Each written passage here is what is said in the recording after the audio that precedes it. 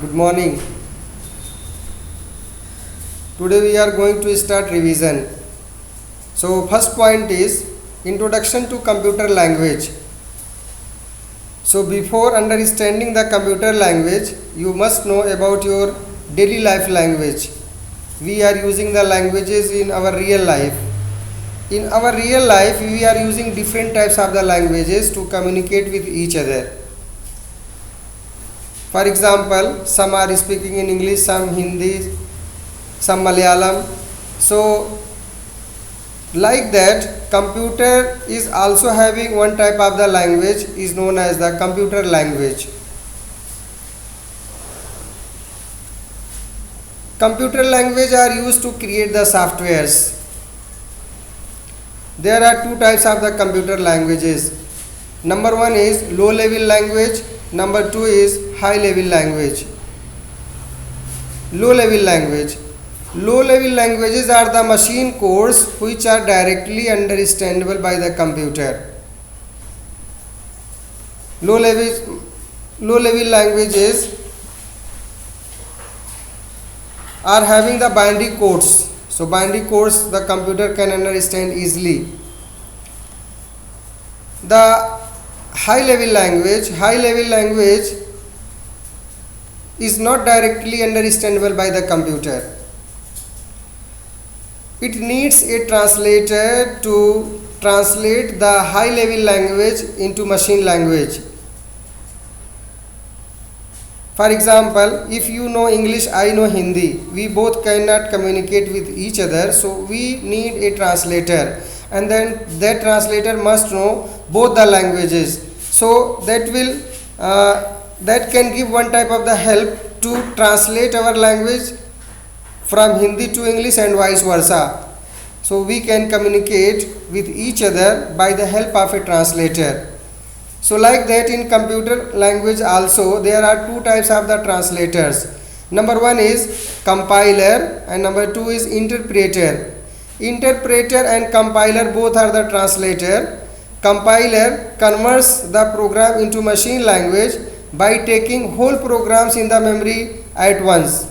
Whereas interpreter also do the same work, but it reads the program line by line and it produces the result up to error-free lines.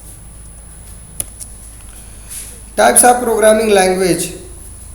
Two types of programming language are system programming language, application programming language. System programming languages are used to create or to develop the system softwares or operating systems. Application programming languages are used to develop the software for the specific task, for the specific areas like banking, railways and school. For example, you see that your data are entered in the computer, in the school computer. So if you give your admission number, so your all the informations can be displayed on the screen by giving your admission number. So that is one type of the software developed by the programmer for the help of the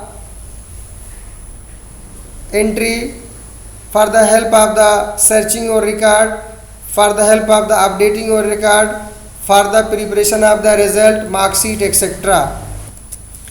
Next is introduction to object oriented programming.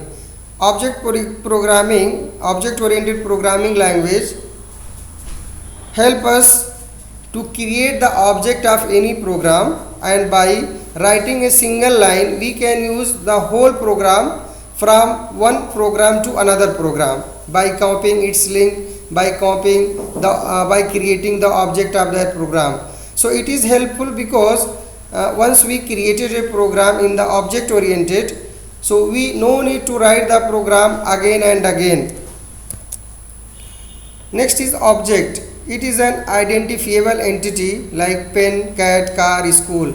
So object all of you know, you have seen physics also, maths also. Here in computer the object is one identifiable entity. It is having its identity, means what is this, the name of that, its state, whether it is on or off, and its behavior, the ability of doing, for example pen. So the behavior of this is it is used to write. You are taking bike as the example. So bike is the identity, the color of bike and cc and the name of the company are the characteristics of the bike. And start bike, changing gear and changing the gear in a particular time is the behavior of the object, and it may be on, another time it may be off or out of order.